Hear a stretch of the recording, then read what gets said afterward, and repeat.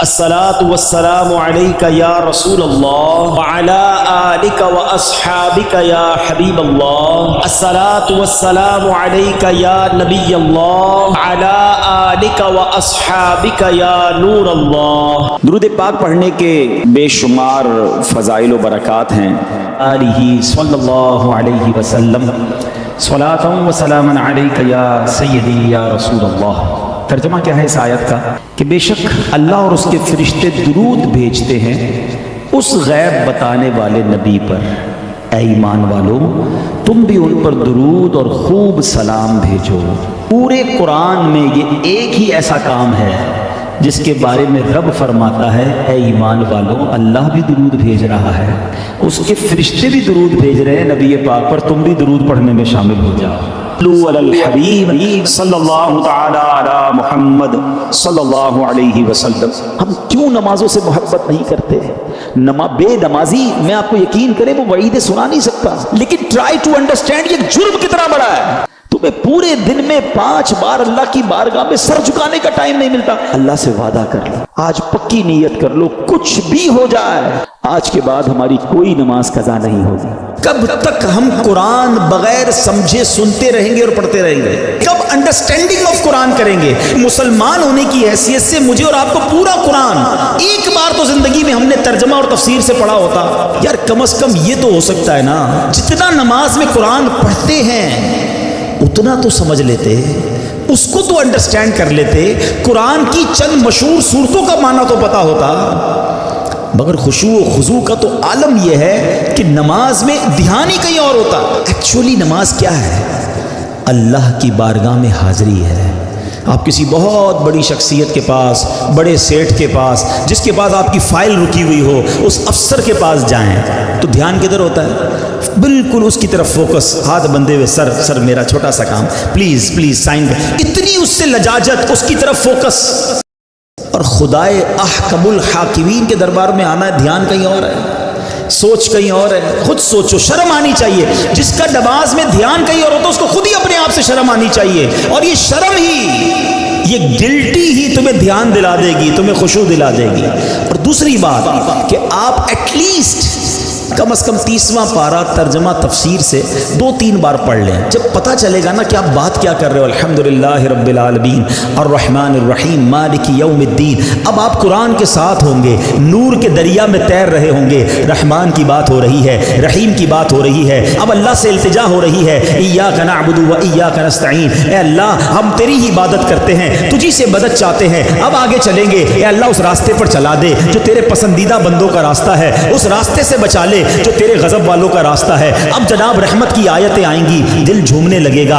عذاب کی آیتیں آئیں گی, آنسو بہنے لگیں گے. واللہ میری بات کو سمجھ لو, جس کو قرآن سمجھ آنے لگ گیا نا, کبھی کبھی جب اچھا قاری تلاوت کرتا ہے, امام صاحب تلاوت کرتے ہیں نا, جن کو قرآن سمجھ آ رہا ہوتا ہے نا, وہ کہتے ہیں امام صاحب رکوع میں نہ جائیں, اور تلاوت کریں, اللہ کی اور باتیں سنائیں, ہمیں اور قرآن کی باتیں سنائیں, کیونکہ قرآن کے ساتھ وہ اٹیچ ہو جاتے ہیں. لیکن جس کو انڈرسٹینڈنگ ہی نہیں ہے اس کو کیا فائدہ ہوگا؟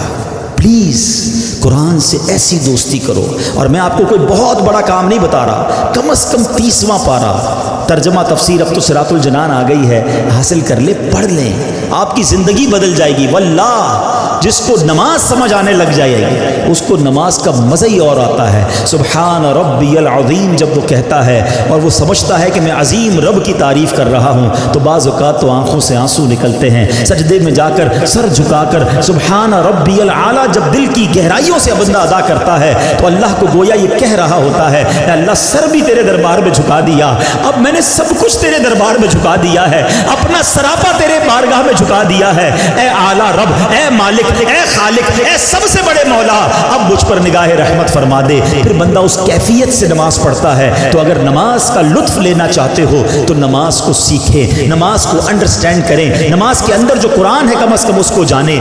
جو مساوات کا درس ہے نا جماعت, جنہوں نے دیگر مذاہب کے بارے میں معلومات کی ہے, میں مذہبوں کا نام نہیں لیتا, کئی مذہب ایسے ہیں جن میں الگ الگ قوموں کے الگ الگ عبادت کے ٹائمنگز ہیں, کیونکہ قوم الگ ہے, اسٹائل الگ ہے, ان کی کاسٹ الگ ہے. میں کئی چیزیں نہیں بول پا رہا, لیکن آپ اشارہ سمجھ رہے ہوں گے. مگر جماعت کے اندر ایک ہی صف میں کھڑے ہو گئے محمود و ایاز, اربوں پتی بھی کھڑا ہے, اسی کا ڈرائیور بھی کھڑا ہے, بلکہ بعض اوقات تو ایسا بھی ہوتا ہے کہ سیٹھ مقتدی ہوتا ہے اور جاب کرنے والا امامت کر رہا ہوتا ہے. وہ سیٹھ کہتا ہے پیچھے اس امام کے, ارے ایسا منظر دنیا میں کدھر ملتا ہے کہ علماء ہو, حفاظ ہو, بچے ہو, بوڑھے ہو, کسی بھی جناب رنگ و نسل سے ہو, افریقن ہو یا عربی ہو, گورا ہو یا کالا ہو, اللہ کا بندہ ہے, مسلمان ہے, وہ ایک صف میں کھڑے ہو کے نماز پڑھ رہا ہے. پوری دنیا میں یہ منظر آپ کو کسی اور ریلیجن میں نہیں ملتا.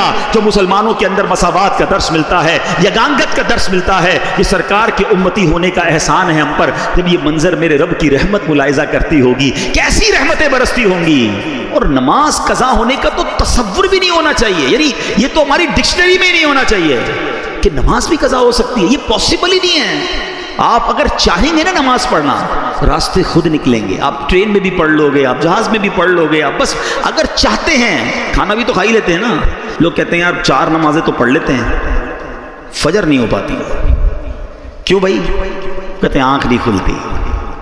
بڑا عجیب بات ہے, تمہاری فجر میں آنکھ نہیں کھلتی. کبھی ایسا ہوا کہ صبح 7 بجے کی فلائٹ اس لیے مس ہو گئی ہو کہ آنکھ نہ کھلی ہو؟ 7 بجے کی فلائٹ تھی تو رات تو سویا ہی نہیں تھا میں حضرت, خوشی کے مارے 4 بجے ایئرپورٹ پہنچ گیا تھا. کبھی 8 بجے صبح آفس کی کوئی امپورٹنٹ میٹنگ مس ہو گئی ہو.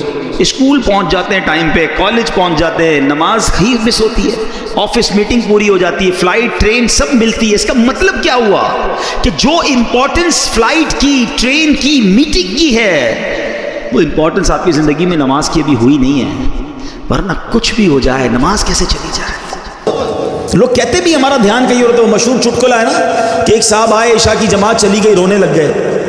تو نمازیوں نے کہا یار نہیں رو بھائی, اتنی نماز سے محبت, اتنی جماعت سے محبت کہ جماعت چلی گئی آپ رو رہے. کہتے یار بات یہ نہیں ہے, مسئلہ یہ کہ روز دکان بند کر کے عشاء کی جماعت میں آتا تھا, امام صاحب 4 رکعت پڑھاتے تھے, میں پورا حساب ملا لیتا تھا. اب جماعت تو چلی گئی, اب حساب کب ملاؤں گا اور نماز کب پڑھوں گا. آپ کو پتہ ہے نمازی کو تحفہ کیا ملے گا؟ آئے ہائے, نماز کے فضائل تو سنو یار. نماز کو عماد الدین کہا گیا, دا پلر آف اسلام. اس بلڈنگ میں کسی بھی بلڈنگ کے پلر نکال دیں, بلڈنگ کا کیا ہوگا؟ گر جائے گی. ہماری بلڈنگ میں پلر ہی نہیں ہے. اگر ایمان کا پلر ہے اسلام, نماز جو ہے. نماز میرے آقا کی آنکھوں کی ٹھنڈک ہے.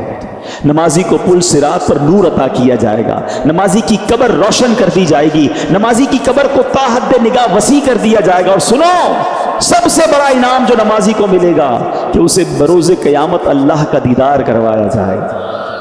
جس خالق نے مجھے بنایا اس کا دیدار مجھے کرایا جائے گا, پھر میں نماز کیسے چھوڑ دوں؟ اور اس کے برعکس اشجع الاقرع, حدیث کے الفاظ میں بیان کر رہا ہوں, ایک گنجا سانپ بے نمازی پر قبر میں مسلط کر دیا جائے گا, جو قیامت تک نماز نہ پڑھنے کے سبب اسے مارتا رہے گا. کیسے برداشت کریں گے؟ کیا فائدہ اتنے بڑے بڑے گھروں کا, اتنے پیارے بیڈ رومز کا اور اتنے خوبصورت باتھ روم کا, جس قبر میں جانا ہے اگر وہ سانپ اور بچھو ہے تو بیکار ہے یہ گھر. ارے دنیا میں اللہ نے اچھے گھر دیے, اب قبر بھی اچھی بنانے کی فکر کرو نا کہ میں مروں تو ادھر بھی چین سے رہوں. سب سے پہلا فرض نماز ہے, سب سے پہلی بڑی نیکی نماز ہے. لوگ کہتے ہیں وظائف بتاؤ, کیا خوبصورت بات میرے پیر و مرشد فرماتے ہیں. فرماتے مسلمان مرد بالغ کے لیے سب سے بڑا وظیفہ 5 وقت کی نماز ہے. نماز پڑھنی نہیں اور وظائف پوچھنے, پہلا وظیفہ نماز ہے. تو آج نیت کر کے جانا ہے. اور سنو, بے نمازی کے بارے میں میرے آقا فرماتے ہیں, نبی پاک علیہ السلام نے اپنے دونوں ہاتھوں کو اس طرح ملا کر بتایا کہ بے نمازی کو قبر ایسے دبائے گی کہ اس کی پسلیاں ٹوٹ پھوٹ کر ایک دوسرے میں پیوست ہو جائیں گی. کیسے سہ سکیں گے؟ بہانے نہ کرو نماز سے, طبیعت ٹھیک نہیں ہے تو فلاں کام ہے, کسی صورت میں نماز معاف نہیں ہے. لیکن ہاں یار تھوڑے بہانے پر, یار بس آج طبیعت, اگلے جمعے سے نماز پکی, بس ابھی 2 دن بعد نماز پڑھوں گا. نہیں, آپ جہاز میں ہیں, آپ ٹرین میں ہیں, آپ بس میں ہیں, آپ سفر میں ہیں, آپ گھر میں ہیں, آپ نے نماز پڑھنی ہے. اور یقین کریں خوش نصیب ہیں وہ لوگ جو نماز کے پابند ہیں. یقین کریں ان کو نماز کے بغیر چین بھی نہیں آتا. جو پکے نمازی ہیں نا ان سے ملیں آپ کبھی, اور ماشاءاللہ یہاں بہت سارے ایسے ہیں, ان کو تو جس طرح کھانا نہیں کھایا بغیر چین نہیں آتا, لگتا ہے یار ابھی تک عشاء نہیں پڑی, یار ابھی میری ظہر باقی ہے. اب ان کو ریکال اندر سے آتی ہے, ان کو یاد نہیں کروانا پڑتا. جس دن تم نے نماز کی عادت بنا لی, نماز تمہاری زندگی کا حصہ بن جائے گی.